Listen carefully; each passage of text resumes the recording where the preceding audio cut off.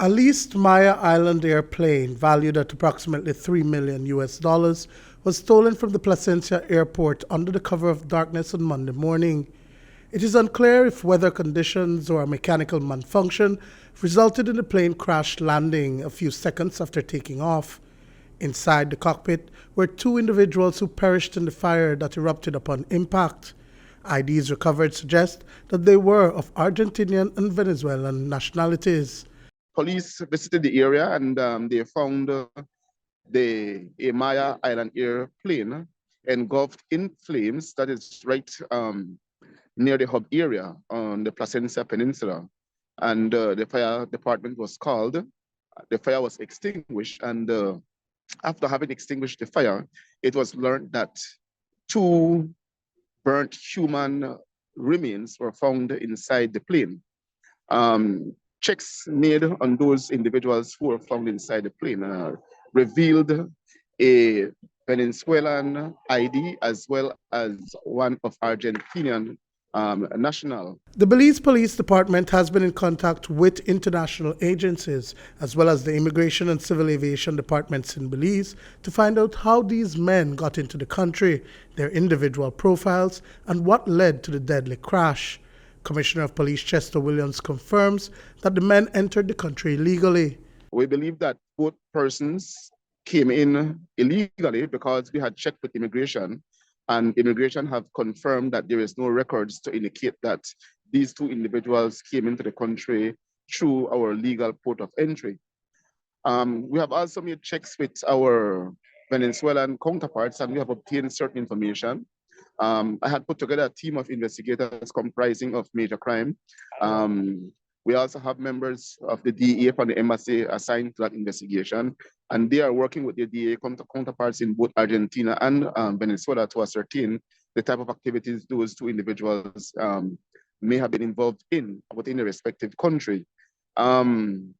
Likewise, the civil aviation is also a part of that investigation. They are looking to see what may have caused the accident. As is believed to be the case in illicit plane landings, Compal Chester Williams says that without a doubt, Belizeans facilitated this incident. The captain of the boat had to have had knowledge of how to navigate the shallow waters in the area. Surveillance footages show that 8 men arrived in the area by boat.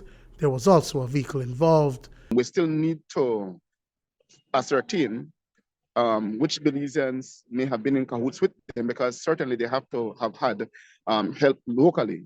And so we're trying to establish which Belizeans may have been in cahoots with them. So the investigation is still ongoing, and we're hoping that at the conclusion, we will be able to find the answers that we need. The security guard claimed that there were 4 armed men who accosted him, but then there were only 2 in the plane crash. So, yeah. It is showing by the use of the surveillance footages from the airstrip that there may have been as much as 8 individuals who went there. And yes, they came in both boats and vehicles. Shortly after the plane took off, the boat and the vehicle was seen speeding off from the area. Like I said, we're still trying to ascertain exactly who those persons are. And like I said, we believe that they may be Belizeans who are involved with them. It could also be that the boat came directly from Honduras or some neighboring country and went directly to that area to do what they needed to do in terms of the stealing of that aircraft. So those are things we're still looking at to get to the bottom of this investigation. Evidence recovered from the wreckage suggests that the stolen aircraft was to be used for narco-trafficking. All indications would indicate that that plane was being stolen to go and do an illicit run, perhaps from South America to Belize. They had extra bottles of fuel in the aircraft, which suggests that they were going on a long run. So we will see how that turns out at the end of the investigation.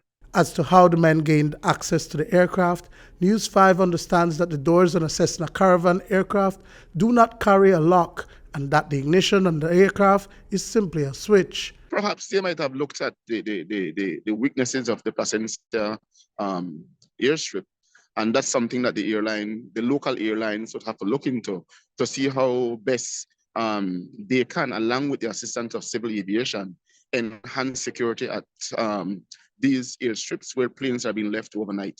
I know that the international is different, and as well as the municipal, but when it comes to the airstrip in Placencia and maybe Punta Gorda town, those are two where they might need to look at enhancing their level of security. The transnational narcotics trade threatens national and regional security. Yes, the police department, the Coast Guard, the BDF, and even immigration have been doing a lot to ensure that we maintain the integrity of our border areas. But again, you would know that we have very porous borders, and the maritime domain is extremely open.